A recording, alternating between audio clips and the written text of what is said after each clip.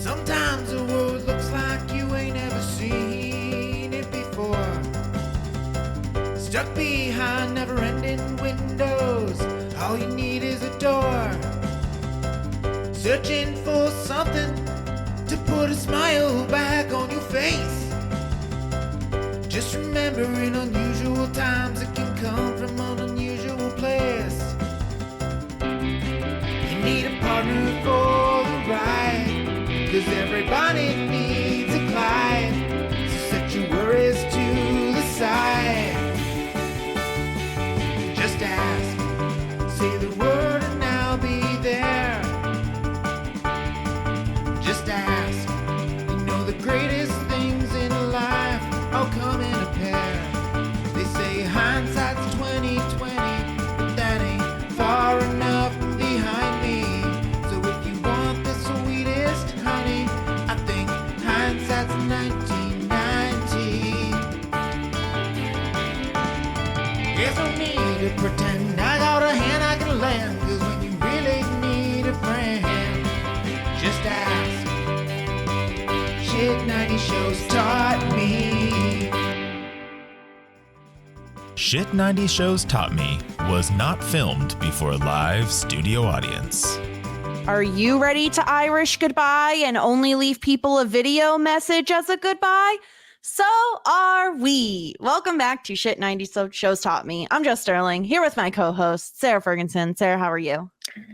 Jess, this is a video recording of me telling you that I am done. I am leaving right now. We'll never see you again. Maybe, hopefully. Bye. See you later. Thanks for the memes, hags. It's like I would say that I miss you, but I simply will not. Yeah. The title of the episode makes sense now. Hello, I must be going. Yeah. Bye. Goodbye, gosh, Julie. Goodbye, Julie. I feel like, I'm absolutely like gobsmacked what we're doing here. Like, I don't understand. Okay, so everybody and their mother, which I do appreciate, explained to us that Amy Jo Johnson said, "Bye, bitches. I don't want to work here anymore," because I'm donesies. Right in the beginning, Amy Jo Johnson, sadly, her mom passed away from uterine cancer, but she was stuck. She was stuck in this job. And she's like, I don't want to be here. I don't want to be a star on a hit TV show on the WB. I don't want it. I don't want the fame. I don't want the money. I don't want the job. She wanted to grieve. I want to go, which I understand. But honestly, guys, she also left Power Rangers in the 3rd season because she's like, IGTG, I got to go. I don't want to be here anymore. You think she's just like 3 seasons and she's cooked? That's Maybe it. Amy Jo Johnson shouldn't be on a television show if it's not. Is she now? Do we know? Amy Jo Johnson absolutely probably just does not work. I don't know. I mean, we'll get into it.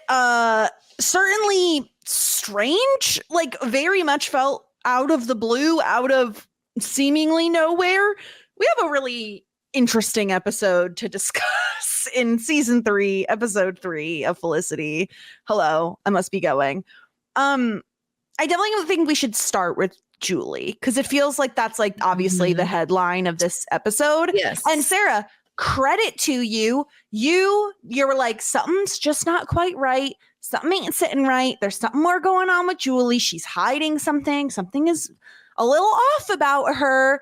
And it turns out you were exactly right about what happened. She found out she was indeed a match for her father to give him a kidney, but she decided against it.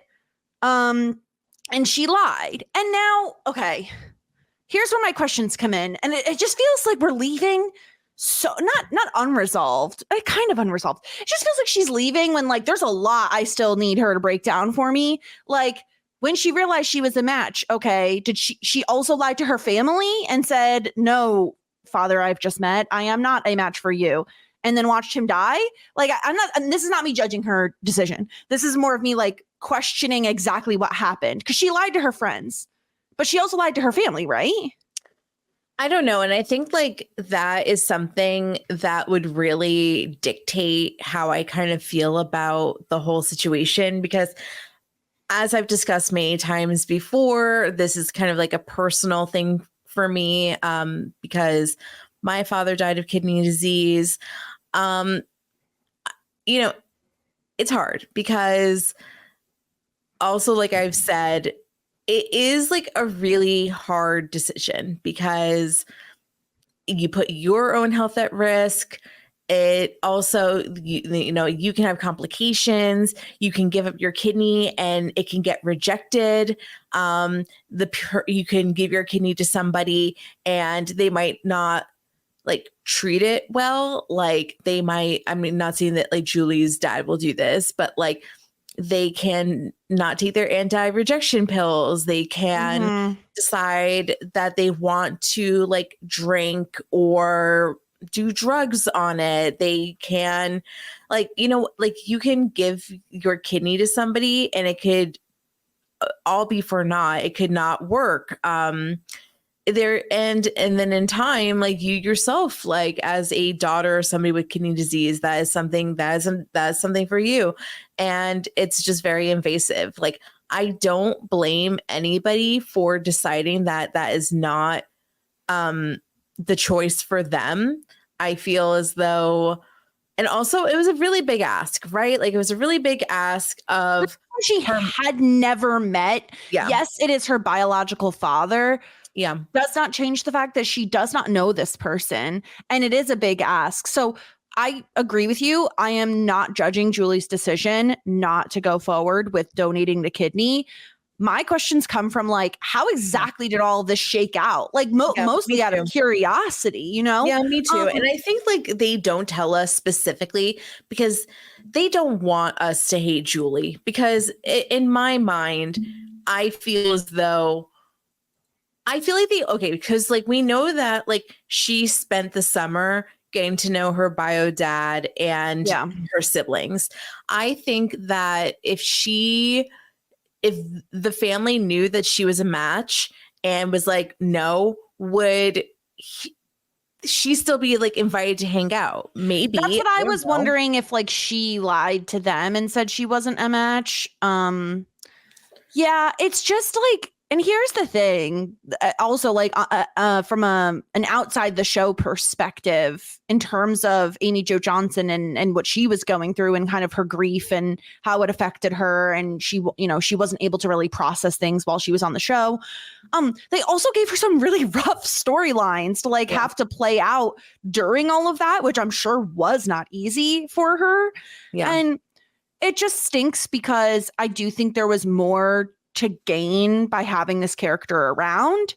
But it also kind of explains some stuff. Like it explains, you know, them bringing in this British new girl, Molly. We're like replacing Julie with her essentially. They had to like have one more blow up between the triangle of Julie, Ben, Felicity before Julie left. Yeah. But ultimately, Sarah, you were right. She even says it in her video message goodbye. New York wasn't for her. She was not built for this city and she must leave. And I do think it's the right call for her. I think going through what she as a character went through in the multiple sexual assault situations she was put in, her like meeting her bio family, her bio mom basically being like, nah, I'm not even going to tell your dad that you exist. Then having to go through the death of her bio father, when a question mark as to whether or not she could have saved him. Like you said, we don't know. Even if she gave her kidney, there are chances it may not have worked out the way everyone wanted it to, you know? But either way, like she has gone through so much. I do not blame her for wanting to just be like, I'm out of here. Like this city is cursed for me. I need to start a new beginning. I think this is the absolute correct move for Julie, the character. It just kind of stinks because I do feel like there was more for Julie, the character, to do. But I ultimately think if Amy Jo Johnson was like, I need to work on, like, good on her. I just have to shout it out. This was in the 90s. I don't think this was that common to be like, I'm grieving. I'm really going through it. I'm gonna take a break and step back from my mentee H and like get that shit in order. People would have been like chastised like all over the place doing that back in the 90s. Yeah, I'm sure. I'm sure. Like, I mean, like for a millisecond in the beginning of this episode, I judged her as well. So I think that's like it's a little hard. Like, I mean, like I have like so many thoughts. Like, number one, if she knew that she didn't want to come back, like why couldn't we let her go at the end of season 2? I feel as though like that would be like a very natural thing for her to be like, yeah, I've thought about it and I don't think New York is for me, which it's not for everybody. Like I've given advice to people that are thinking about moving to New York City, and I say, you have to be fucking delusional to think that like, you know, to think that like moving into the city and everything's going to be okay. Like it's expensive. It's like really hard. It's hard to like, you know, find your groove, and you have to be like delusional to think like this is the city for me. Almost like you just have to like convince yourself. So it's not for everybody. It's definitely not for me. Like I wasn't able to live in the city. Like I didn't want to. I commuted there and I was like, this fucking blows. But so like I think that Julie really did need to get out of there. I think that in terms of like, I had something that I wanted to say additionally about her donating the kidney to her dad, but now I'm like forgetting. So I'm gonna pass it back to you, and maybe I'll like get. Yeah, if you remember, just yell. Yeah, I think this is the move for her, and I you know, I kind of hate the Irish goodbye, but in in the vein of documentary and all these documentary things that Sean is doing, I didn't hate the little like video message goodbye. And I did appreciate her apologizing to Ben, because we can kind of dovetail this into talking about the like Julie, Ben, Felicity stuff happening this episode. Julie definitely oversteps in what she does. Ben specifically says he does not want to file a missing persons report for his father. That is not something he's interested in. I think that is totally valid and fair. There is nothing that requires him to do something like that, especially when you consider the past that he has had with his father, the abuse he's had to go through with him, the fact that he's never been able to rely on him. I don't think that that's fair that Julie then filed one for him, got a call that his dad was at a hospital with alcohol poisoning, and just basically comes into Ben's safe space of his home and is like, hey, here's all this information that you didn't want to know. Like, I understand where she's coming from because she's now traumatized with like the what ifs of the relationship she had with her father. And so she's coming at it from that angle. But at the same point in time, girl, it's not one and the same. Like, not everyone's relationship with their parent is identical to yours. And I think she should have respected that more for Ben. Yeah. Okay. Now I remember what I was wanting to say is the guilt. It's like, I feel very bad for Julie about the guilt. Say that she doesn't want to donate her kidney and she chose not to when she had the ability to. Like, she must be like really beating herself up over the guilt because maybe she didn't realize like he was that sick. Like maybe she thought that like if it wasn't her, it'd be somebody else. And I think that like the guilt is what's like really driving her to have this quote unquote like mental break of being like, I need to get out. We see her like crying the other episode on the couch. Like, I think that this is like where a lot of the like feelings, I mean, yes, she's upset that she didn't get a chance to like really spend time with her dad, but I think that she's feeling extremely guilty. And because she sees this opportunity with Ben for him to step up and save his dad, she is projecting this onto him and saying, hey, you have the opportunity to do good here. Like, I am feeling some sort of way about my situation. And yeah, she's overstepping, but also, so like his mom hasn't heard from the dad in a few days. She's worried sick. And he was the last person to see his dad. Like, is it not partially his responsibility to report his father missing. Like maybe he doesn't, like he could be dead in a ditch somewhere. Like I feel like it's kind of bonkers to be like, I mean, I don't know, like even if like the I have a terrible relationship with whomever, if I feel like they're like dead in a ditch somewhere or something like that, I still think that I would just report them. That doesn't mean that you have to like go and take ownership over them, but it's like that's fair. Your civil duty to be like, hey, this person is, has been missing for a few days and I'm like, might not be okay. Like, in that case, then why can't his mom file a missing persons report? Like, I don't understand what the hang up is on that. Like, why is it that she can't do it? Why is it on Ben? Because then he becomes like the point of contact. And I think the reason I am more, and I'm saying he should do whatever he wants. It is his right, whether or not he decides that he wants to engage in any of this.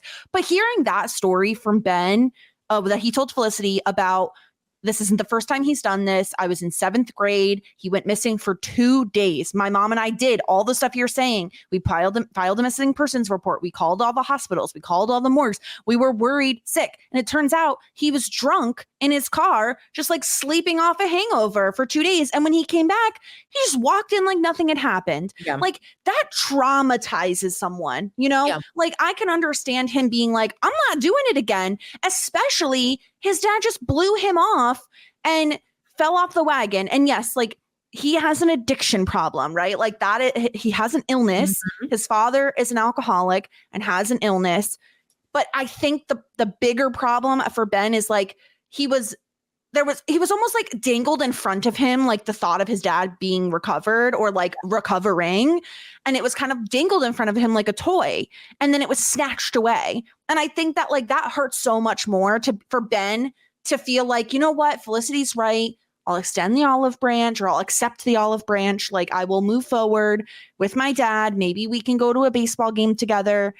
And then to be blown off again, I don't necessarily blame him for not wanting to ride this roller coaster again. Like he's just like, I'm not buying a ticket. I'm not getting on this ride. I've had enough. Yeah. And I can understand that when he tells Felicity the whole backstory of like his father, because I think we're both the same, Sarah. I think both of us, if we had a friend going through something like this, I think we would probably say, are you sure? Like, are you positive you don't want to like file a missing persons report, whatever? Because maybe that is something someone would regret. We don't know.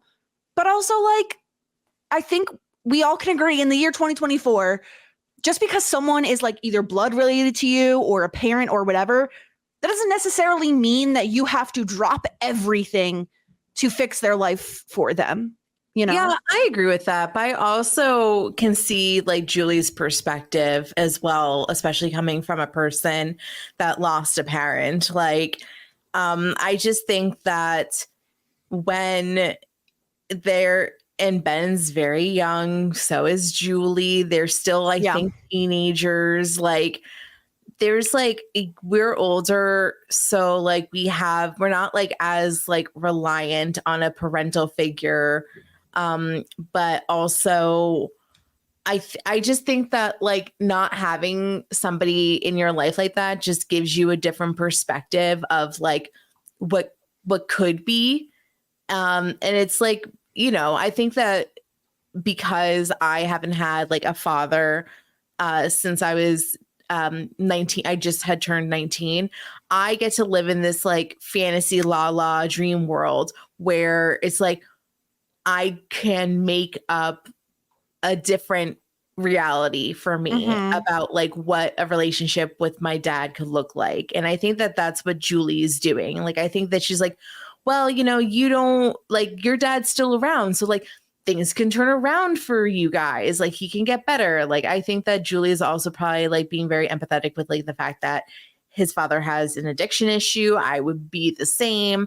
I think like I do agree with you that like, yes, like we have the ability to put distance and put up boundaries, but I also kind of think that's like a little bit of like a privilege thing for somebody to have that perspective when they have two parents. That's totally fair. I understand like Julie going what she's going through, why she would then have the perspective of, but what if you lose him? Like, you will regret not filing the missing persons report or finding out where he is. Like, and now when she finds out that he's in the hospital with alcohol poisoning, in Julie's head, he might as well be on his deathbed. Like, you need to go to him now. And that's where Julie is coming from. And it's totally understandable given what she's gone through, given the age that everyone in this situation is, that like, that is her gut instinct.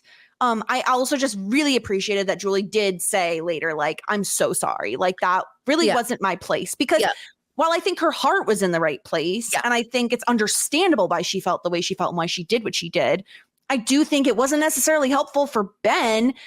You know, ultimately, he does end up by his father's side. But I think that's a decision he should be allowed to kind of come to on his own. And I don't know, what did you make, Sarah, of like the way Ben handled all of this in terms of like kind of like pushing Felicity away and not really wanting to confide in people, mostly just being like, I'm going to take out my aggression on basketball? I mean, that's very Ben. Like, we've seen him do that plenty of times before. I think that him opening up to Felicity would show progress. And I think that there's times where he does open up to Felicity, but also I think that if your natural inclination is to go inward in a time of crisis, it's very hard to break that habit.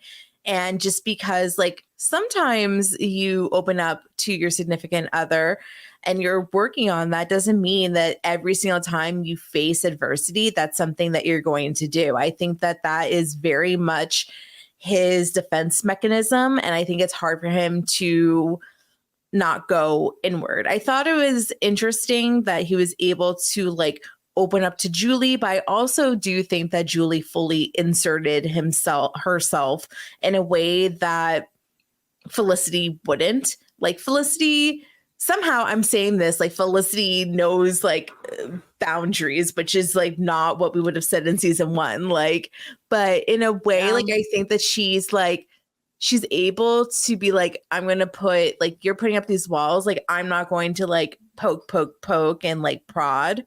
But also once again, it's like, I'm not like, I don't blame Ben for like not opening up to Felicity strictly because of his mental state, his like history, and just like out of pure habit.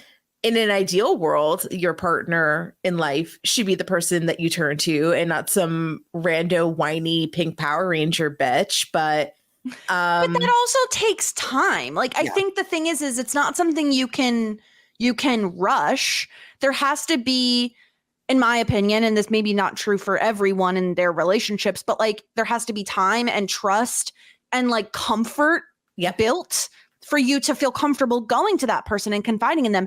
And even then, sometimes that's just not the way people handle things. Sometimes people want to run or do boxing or do basketball as a way to like get out that aggression. Maybe you shouldn't elbow people in the face, like just a thought, but like it is a valid way to work through feelings that you're having. I think Felicity, while being, again, like I think everyone in this episode has really great intentions. We'll get to Noel, because maybe not Noel. The rest of the crew here, they all have good intentions with their actions, right? Like Felicity is trying, like she's trying to get Ben to open up to her. And like you said, there's a history there where he did open up about his dad before. So in her mind, why isn't he opening up now? Like he opened up before, but like that's simply not really how it works. Yeah. And I think like they've only been going out for like, 2 months of their relationship, they were long distance. And now they've been back in New York for like a couple of weeks, probably. Like it hasn't been very long. So I just think they're not necessarily that in that stage of their relationship where he is going to like confide his every feeling, you know, like it's, Sarah, it's almost like when you reach that stage of your relationship where your partner, your boyfriend, girlfriend, whatever, your partner becomes your person, quote unquote. Yeah. Mm-hmm. And like I said this to my husband. I've said like, there are times when like before I met him, if I had anything going on, like if I had an emergency, if I had something I was like incredibly upset about, very stressed, whatever, my phone would dial my mom. Like that is who I would call always. My mom is who the person I would call. And then however long into the relationship with my husband, it was like suddenly he became the person that I would call and cry to if something happened. And that just doesn't happen overnight. And so I think Felicity just needs a little bit more patience in that way. Yeah, I do too. And I think that, I don't know, if they're the right people for each other, they'll get there. But I mean, he's been friends with Julie, like true friends, almost as long as Felicity. So I'm not super shocked that he did open up to Julie, and Julie was opening up to him. Like she admitted to him that like she was a match. So I don't know. They're just like, I mean, I didn't really take it seriously. There was too much stuff going on in this episode for me to be like, oh no, like a love triangle between Julie, Ben, and Felicity. Because I didn't take it seriously. I mean, like Julie's like a nothing burger at this point. Like she boy buyed it. Well, it's also like I never felt like Julie was trying to like be romantically there for Ben. It more so felt like she was like, listen, reciprocity, like you helped me with my mom. I'm going to help you with your dad. Like I'm here for you. Like she thinks that she can connect with Ben in that way more so than Felicity can, because I don't know, maybe there's like similarities with like some familial stuff. I agree. I never was like feeling like, oh, this is a threat to Ben and Felicity's relationship. But yeah, ultimately Ben does go and see his father at the hospital. We get a little cameo from John Ritter again. And he just kind of like puts his hand on his arm and they just kind of sit there. And I don't know, like I feel so, this is so, like I do love this storyline for Ben because it does give him more depth. And this has always been there. Like we've always known his dad's an asshole. Like there's been issues, right? Like even as far as the pilot episode, him and his mom are arguing about his dad not being there. So this isn't news, but it's interesting to see him be confronted with it and have to address some of it because in a lot of ways, New York was an escape for him, you know? Yeah. And essentially like his father followed him there. Like it was supposed to be, you're in California, I'm in New York. Well, Felicity and him have that in common. Yeah. Oh my God. Totally. Absolutely. Yeah. I do find like the whole like Ben's father thing interesting purely because once again, it gives him depth. This is a carried through storyline. I kind of wish that we got more into like the abuse, because am I wrong from remembering that like his father was like straight up abusive to him and his mother? Yeah, I can't with 100% certainty say which kind of abuse, at the very least verbal abuse, if not also physical abuse.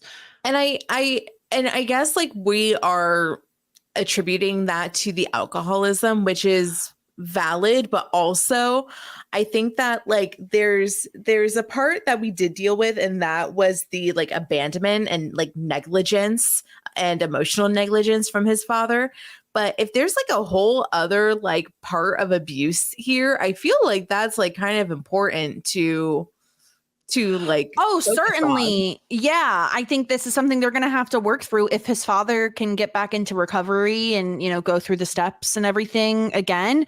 I mean, last we knew, I find it very interesting that like last we knew his father wasn't living with his mother, that he had left, he had cut Ben off and they weren't living together anymore. So I don't know if any of that changed because his mom was like worried about, you know, missing persons, all that stuff. So I don't exactly know what's going on with Ben's family, but I'm interested to see kind of where we go and how it's going to affect his relationship with Felicity, because I think that there are wounds that Ben carries that he doesn't necessarily talk about. He's a very private person when it comes to that stuff. He's a little closed off. And Felicity is a talker. So I'm really interested to see how that is going to balance out in their relationship. Yeah. How much more do you think that we're going to see John Ritter? Do you think that this is it? Or do you think that we're going to see more of this storyline continue? I think no more than 2 episodes. Like, I don't think he's like hanging around that long. I think he's John fucking Ritter and he's like busy, you know? Go back to Cali, Mr. Ben. What's Ben's last name? I don't even know. Just Ben. Ben. It's just Ben. Who knows? Who cares? It doesn't matter. Okay, where do you want to jump to next? We have Noel. We could talk about New Girl Molly, or we could talk about Sean and Meghan's first fight. Molly. Molly. I don't understand why all 90s shows have to bring in a random British girl. This happened in Dawson's Creek. In the 9th hour. It's just so weird to me. And Molly's such a freaking weirdo. I liked her. I thought she was fun. Listen, have a weirdo. Well, at least she is offering something new. For a second, she had me when she said she was studying fashion photography and orgasmology. I thought that was hysterical. She was kidding. Such a funny joke. Her mom is a psychic and she knew about the Felicity Ben stuff. Is this going to come back? Who knows? Who knows? Sarah hates it. She is so out on Molly. She is not here for it. I don't need some random British bitch. For real though. You don't want her making you bubbles and squeak? Wait, okay. What was Bubbles and Squeak again? This was the meal that she was cooking in the apartment. Was it? And it's essentially just like cooked vegetables. I did ask our British correspondent about Bubbles and Squeak if it's a real thing, and he said yes. Bubble and Squeak. It's basically just pan fried, mashed up veggies. Ugh, the British don't know how to eat food. Goodness gracious. So that's what Molly's up to. Do we want to make any predictions about Molly? Like what she's going to get up to? Who's she going to date? What's going to happen? I don't want this. I don't want some random British girl. Why? My predictions for Molly. I don't know. She'll be gone by the end of the season. I don't have time for this shit. Okay. Do you like Molly?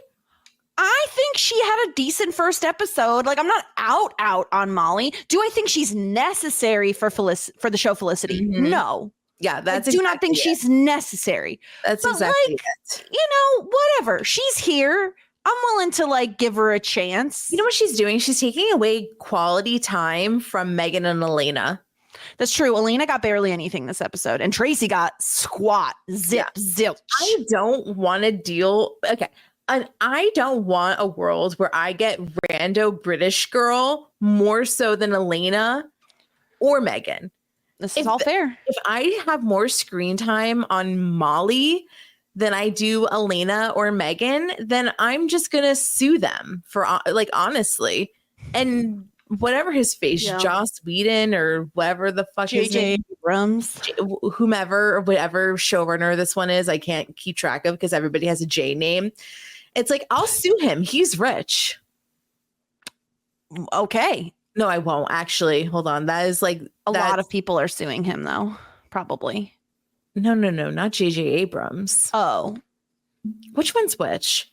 JJ Abrams. This one is JJ. No, you're right. It's not JJ Abrams. It's Joss Whedon. People are suing. Yeah, no.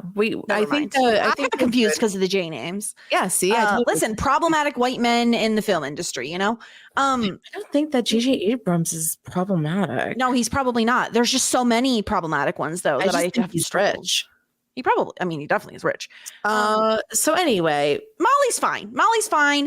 And listen, Elena definitely got the shitty end of the stick this episode in terms of screen time, but Meghan got some screen time, albeit pretty fucking stupid screen time. Yeah, it was dumb. Actually, hold up. Do you think that Molly's mom is really a psychic? Yes. Do you think that the psychic is real or just a fake psychic? I think she's a fake psychic. Okay, so you don't think that she's legit? No. I think it's very easy to be you were having an argument with your boyfriend when he stormed out of here and he's going to apologize. Okay, that's most relationships. Good job. Okay, hold up. So do you think that Molly is actually the fake psychic? No, I think her mom is the fake psychic. I think she's being honest about that. Okay. Have you ever been to a psychic? I have not. Not even one at the Ren Fair or the boardwalk? No. Really? Okay. Yeah, no. I don't know. I don't feel I would rather go. We've talked about this at some point. I don't know if it was on a podcast or not. I would be more likely to go to an astrologist than I would a psychic. I think there are things I just don't want to know. You know what I mean? I don't want to know some things because I think my anxiety would not find that fun. Mhm. I think I would just worry if I knew something was coming up. So yeah. I haven't been to like I've been, like I said, to like a Ren fair and like a boardwalk psychic. I haven't been to like an actual psychic that's legit. I've been to a medium and I've been to an astrologer. I'm a very spiritual girly at times. Yeah, you definitely are. Do you want to talk about Sean and Meghan's dumb fight? Yes, we can talk about Sean and Meghan's dumb fight.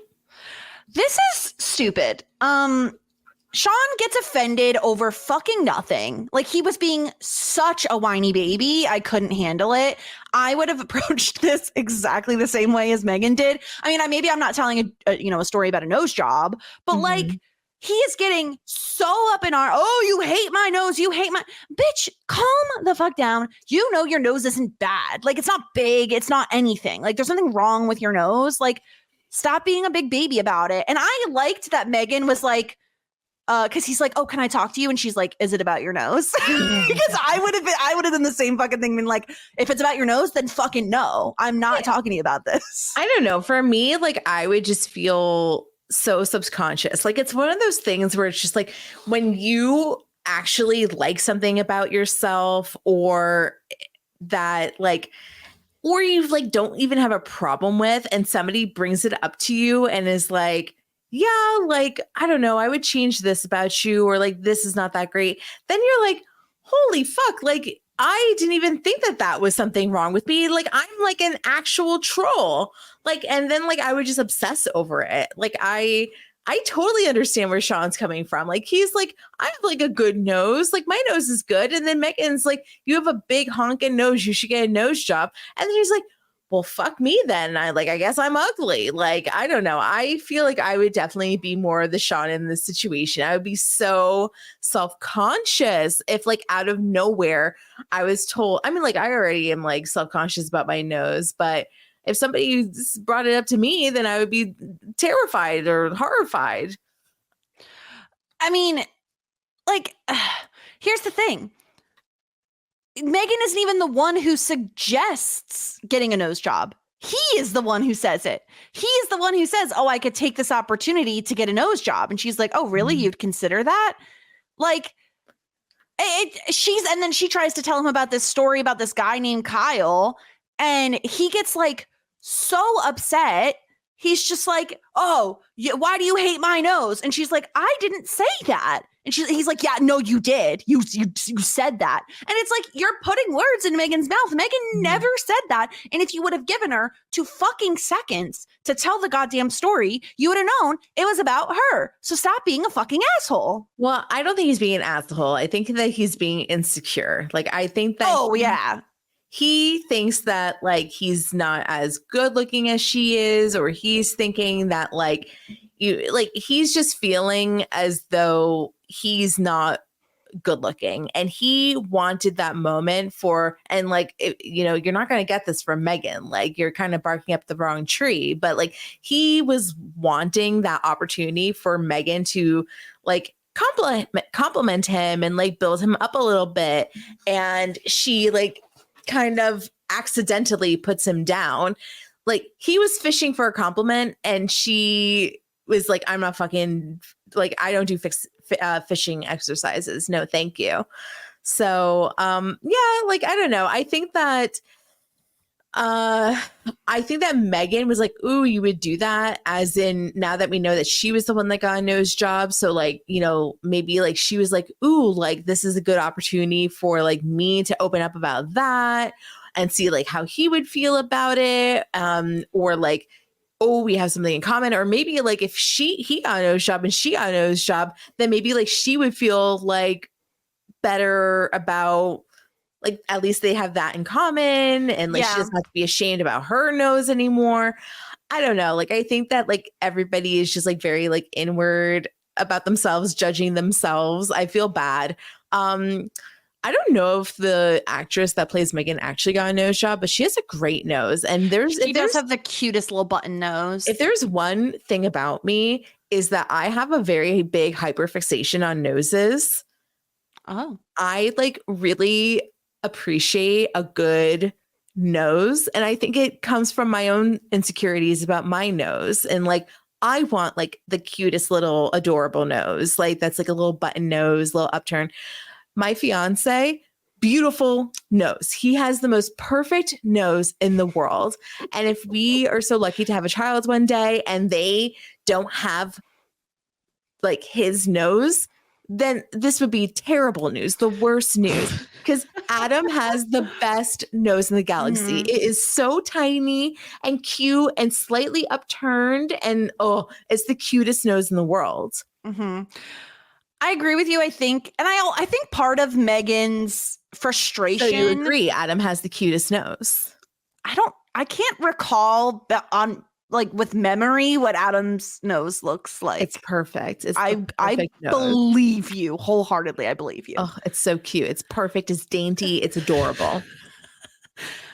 With Meghan, though, I think the insecurity, I think what bothers her is that Sean is so insecure because I think she remembers when she was insecure about her own nose. Yes. And I think she doesn't want to go through that again. And also, I connect with Meghan here. I am a little bit like Meghan in the fact of like, don't put words in my mouth when I didn't say that and then claim that you don't like something that I don't like something about you that really is just a secret shame of yours. Oh, that Like, is so me. I do that all the fucking It's time. infuriating because it's like, Yeah. I never said that. I never feel that way. And especially when it comes to romantic relationships, like that was something I remember. And again, Meghan and Sean, worth mentioning, haven't been dating super long, a couple months. So they're still early on in their relationship and like getting to know how each other ticks and all of that. A few months into my relationship with my husband, I remember us having a conversation where I was like, I don't deal well with insecurity in my partners. Like, if I don't want to be with you, I won't be with you. Like, you'll know it. Like, if I'm with you, that means I want to be with you. That means I like you. And that means I think you're good enough to be with me. Like, it's, I obviously think well enough of you that I'm in a relationship with you. So like, please don't beat yourself up, like Did he it would cry? kill me. I don't think so. I didn't make him cry. That would just pulverize me. I can't have the same conversation 50 times in terms of like, oh, but I'm so XYZ. Oh, I hate this about myself. I hate this about myself. And it's like, oh my God, now I have to tell you for the 20th, 100th time that like, I like this about you when I've done like this a million times. I like fishing exercises.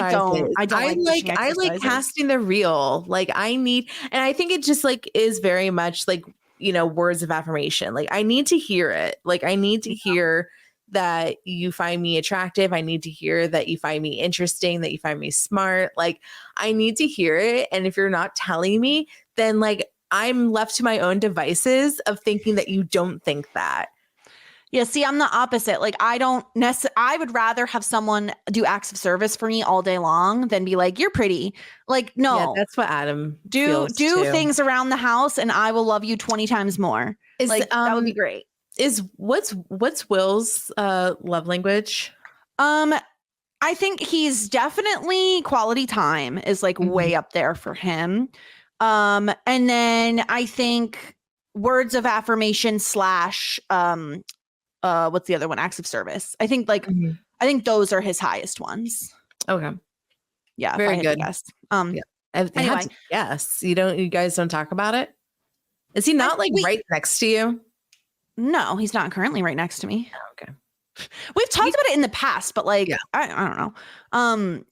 Let's move on to Noel because Noel has a crazy episode. I am so bummed that he dyed his hair back. Yeah, he's dyeing his hair back. He's trying to get his marriage annulled, and he's gonna claim impotence. And I love Natalie being like, he's the best lover I've ever had. Facts. And he's like, later on, he was like, hey, like, by the way, were you just like saying that to say that? And she's like, no, you are dynamite in bed. I'm like, pop off. No, okay. Leon was. Well, I think Noel too. Noel's the one that has the name on her arm. Yeah, that's true. Yeah. And then things get complicated because we find out Natalie can get an inheritance if she's married of $250K, and her husband would get $100K if they're married for a year. I'm not gonna lie. I would say, okay, Natalie, deal then. Like, let's shake on it. Let's do this for a year. Let's shake on it. Let's cash out the money and be rich bitches together. And if it doesn't last after a year, then you and I can go our separate ways with our stacks of money. And that's it. I would 1,000% do this. I think that these people are fools for not taking that money. This is a lot of money. Can I tell you via inflation calculator what 100K? So this is the amount Noel would get. 100K is now like 400,000 today. It is definitely not. Oh, okay. It is 183,000 though. Oh, okay. So still like nothing to sneeze at. It's a lot of money, and I love that this sends Noel spiraling. Like, should I just stay married to him? And Elena's like, it is a sacred union. It's just me, or I would say yes. Like, I think the question is, are you still happy in the relationship? Because if you're still happy in the relationship, then I'd say go for it. If you want out of the relationship, I don't think it's worth it. I agree with Meghan that like the therapy bills that you're going to rack up are going to be more than what you're going to get out of it.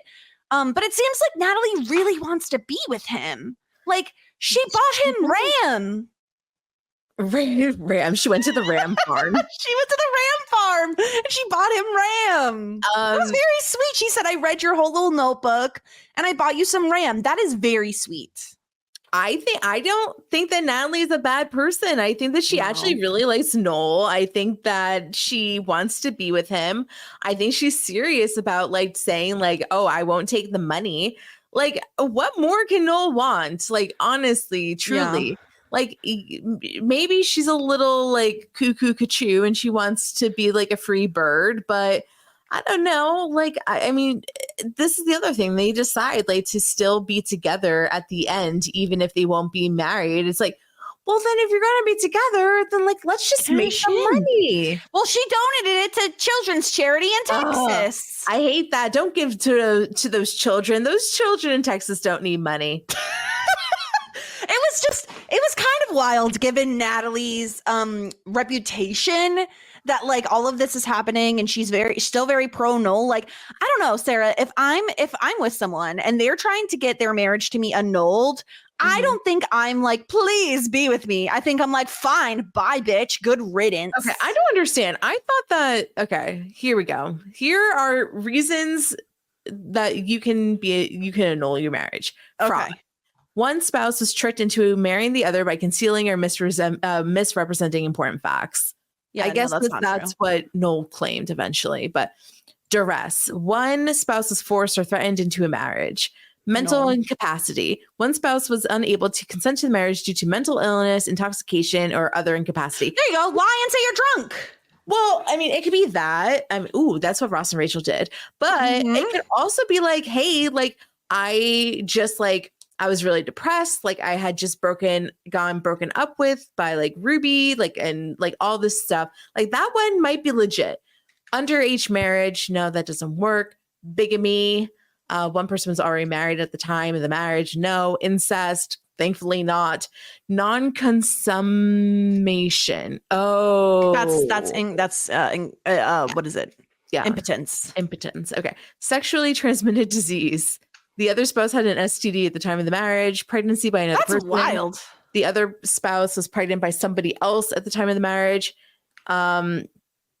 And yeah, gender transition is the last reason. Mm-hmm. So I think that he could have gone down the route of mental incapacity. What did they ultimately decide? Or are they just getting a divorce? Because they can't go back to that judge because they kind of like... He said get a new judge. So I don't know if they're going to get divorced or just get annulled with a different judge. But it seems like they're still going to be dating, which I am pro. Because as I've said before, I think if you are a little bit of a stick in the mud, a little bit of like a no-nonsense Nancy... Yeah. I think you kind of need a little bit of a fun Franny to hop in and like spice things up. And I think that's what Natalie is. I don't understand why is annulment just like faster Annulment is saying it never happened. It never versus happened. a divorce is saying you have been married and you are divorced. So it's like kind of like paperwork wise. I think it's more paperwork, and I think money wise, I think like divorce gets tricky when it comes to like money and property and like splitting things. I think that's why they want it annulled versus divorce. Yeah. Okay. Yeah. Very so that's what happened with Noel, and that's what happened on the episode. It was kind of a wild one. A lot going on. I enjoyed it, even though it was like very much a roller coaster. And also, I love that we yada yada that like Felicity is definitely living with the girls now, and Ben is back in the loft. Like they were like, we don't care that we don't have enough bedrooms. Like Felicity will find somewhere to sleep. Well, no, Julie's gone now. Well, now she is, but she wasn't before. Felicity would sleep on the couch. That's exactly. Who cares? Yeah. All right. Well, let's dive into some feedback that we got. Of course, we're going to hear DBK's farewell voicemail to Julie, his favorite character. I'm sure he wrote an ode to her or a poem in her honor. Let's hear what DBK has to say. La, la, la, la. La, la, la. Hey, hey, goodbye. La, la, la, la. La, la, la, la. Hey, goodbye. Get out of here, Julie. You're gone. Okay. That's it? So we found No, it's out, still going. Julie murdered her dad. What else? I know I shouldn't be poking fun at Julie, but this is a TV show, people. Julie's the most hated character, and she's finally gone. Is this why people say season 3 is the best? Is because Julie left? Maybe not. Okay, sorry. Just the joy knowing she's gone. We get Molly showing up this episode. I'm here for Molly. Molly cracks me up. We get the serious stuff with Ben and his dad. We learn the truth about Julie, that she was a match and she is punishing her dad for what her mom did, I guess. I guess that's what we're supposed to take from this. That's why Julie didn't give her dad her kidney or whatever. I know it's like in real life this is like a tough decision, but on the show Julie's a terrible person.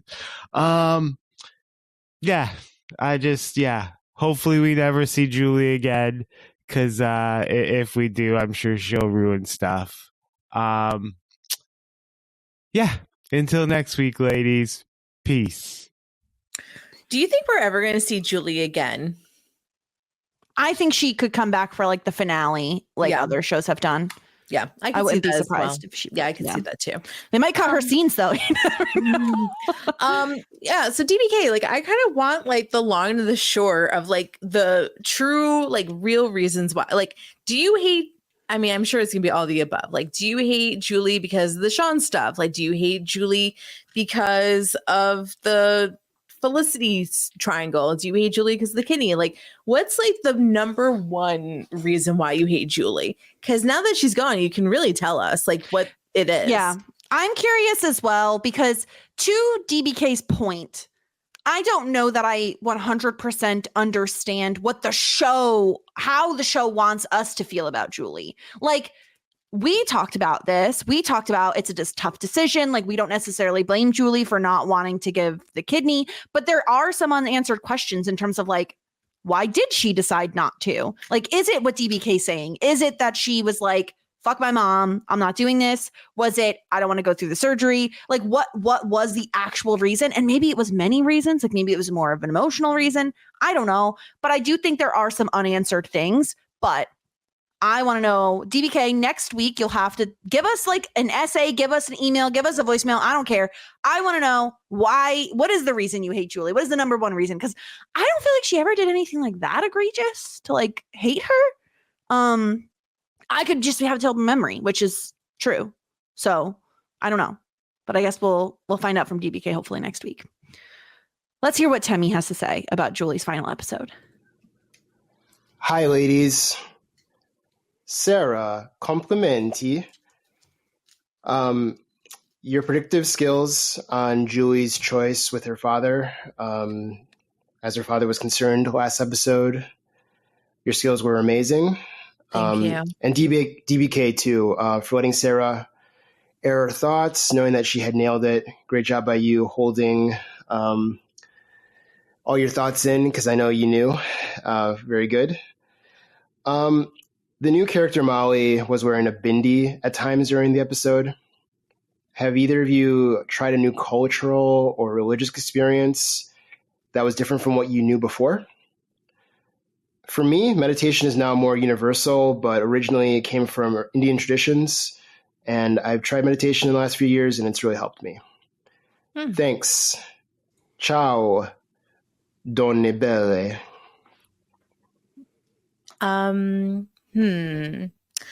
So I went to, I think like the most like culturally different place that I've ever been to was Israel. You get it's called Birthright. You actually can go if you're from like a Jewish descent. You can go to Israel for free. So I did that, and it was definitely a very like cultural, religious experience. I think like one of my favorite moments though was we went to like a Bedouin like village and stayed overnight within the desert, and like we were in like a Bedouin tent, and it was like essentially like you got like mats or like sleeping bags, and like you were sleeping half outside, half inside, and it was just like really cool. We had like they served us like dinner, and it was like very like big like family style, and it was, I remember like big pots. It was like a very cool cultural experience that I wouldn't have ever been able to do without the birthright experience. So I'm thinking of that. I also had a person that was like a friend that was Trinidadian in college, and I went to a lot of her family like holiday parties, and they were Hindu, and like I have a lot of like really great memories from those as well, because it was like a culture that was like different from my own and just like super interesting. I can't think of any off the top of my head that like immediately come to mind. Like I've traveled places and I've seen things, but I'm trying to think like participation wise. I think mostly I've been like an observer versus like actually actively participating in anything. Meditation is like a great shout out though, Temmie, because when I was going through some like really bad anxiety in the past year, I did try meditation as a way of like calming down. It kind of worked for me. I fell off of it. I probably shouldn't have. I probably should still try to do it. But it's like I have a really hard time silencing my brain. So that's on me. That's on me for my brain and the way it works. But excellent question, Temmie. We also got an email from Jamie, who says, gosh, I feel so many different things about Julie in this episode. I don't know where to begin. Some of it's good and some of it's bad. I guess I can start with her not wanting to be a donor for her dad. All I will do is that this is an unimaginable situation to be in, so I will neither condemn nor defend her choice. What I was not on board with was her making Ben's extremely complicated situation with his father all about her. She overstepped big time there and was so petty towards Felicity. It was almost as if she was trying to make her jealous when she realized Ben had not told her about his father going missing. I personally don't buy that Ben would be more comfortable talking to Julie over Felicity about his dad. Let's not forget Felicity was the first person Ben confided in about his dad's drinking and abuse in the season 1 Halloween episode. Oh, okay. So maybe I must have misremembered a little bit of that. Okay, yeah. Yeah. I will leave you with some background information on Amy Jo Johnson's departure from the show. Several months ago, she was a guest on Pod Meets World and revealed prior to filming season 1, she had lost her mother, but did not start experiencing the grief of her mother's death until the filming of season 2. One of the symptoms of her grief was that she found it difficult to memorize her lines. I wonder if that is why Julie had significantly less material in season 2 in comparison to season 1. And then she mentions the stuff we know about asking J.J. Abrams to be written off the show. He agreed to do so, but asked that she return for 3 episodes for season 3 to give her a proper send-off. So I guess it was between seasons, which would explain why she wasn't written off at the end of season 2. Because they're like, well, we want to like actually have you leave properly, not just not show up for season 3. Yeah. Okay. Like I get it. And I do understand, like I kind of explained an episode or two ago how like I didn't process my dad's death until many years later. So I can understand that as well. It's a hard situation when you're experiencing a loss. Yeah, and I think the thing is, this is really interesting reading that like she was having difficulty memorizing her lines. Like grief does weird shit to you. Like it really does. Like grief, depression, and anxiety manifest in ways that you may not ever imagine. And like, I totally buy that. Like if you can't concentrate your brain, you can't memorize lines and you can't perform. Like that is something that makes total sense to me. God, I feel for her because that's really hard to like put off grieving and then have kind of all hit you like a Mack truck at once. Yeah. I'm going to check out that episode of Pod Meets World. Yeah. Which famously is a much better podcast than us, especially for Boy Meets World. So definitely. Yeah. Well, thank you for your email, Jamie. And I love your insight because I do agree with you. Like, I think just Julie stepping over the line a bit with Ben, but that's really tough on Amy Jo Johnson. I feel bad. That's like, that's really tough. Okay. Next episode, Sarah, you're going to be thrilled. Are you ready to hear the title? Yeah, I'm ready. Season 3, episode 4, Greeks and Geeks. Very excited. I love it. I cannot wait to watch this episode. Javier's going to be such a good little fraternity guy.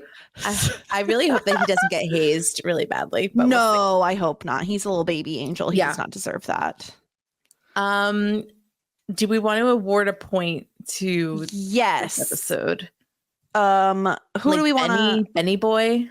I think so. I think he went through it. I think he deserves the point. Okay. Well, that's that. So don't forget to send in your feedback. Shit90spod everywhere. Shit90spod@gmail.com. In the meantime, you can find me at the Jess Sterling and over on Talkin' Shit. Sarah can be found at Sara Fergenson and also over on Whirlwind Podcasts where they have a ton going on. So go check them out. Anything else, Sarah, you wanted to plug before we get the heck on out of here? No. Okay. Well, thank you everyone for listening. We will be back next week with season 3, episode 4, Greeks and Geeks. Until then, have a good one. Bye. Just ask. Shit 90 shows taught me. Shit 90 Shows Taught Me was not filmed before a live studio audience.